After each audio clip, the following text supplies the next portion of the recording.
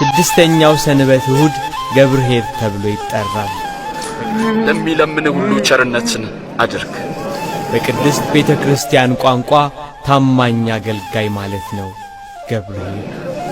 ለራስህ የምትፈልገውን አንተም ለሌሎች አድርግ። ጌታችን ኢየሱስ ክርስቶስ በወንጌል ታማኝነታቸውን ለማየት የተለያየ መክሊት ተሰጥቷቸው ወጥተው ወርደው አትርፈው እንዲያመጡ ስለተላኩት ታማኝ ባሪያ ገብርኄር የተናገረው ነገር በዚህ ሰንበት ይወሳል። ጠላቶቻችሁን ውደዱ፣ ለሚጠሏችሁ መልካም አድርጉ።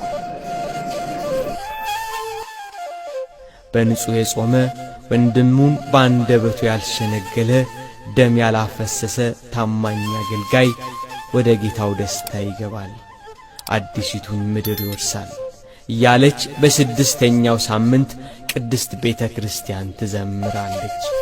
የሚረግሟችሁን መርቁ፣ ለሚበድሏችሁም ሰዎች ጸልዩ።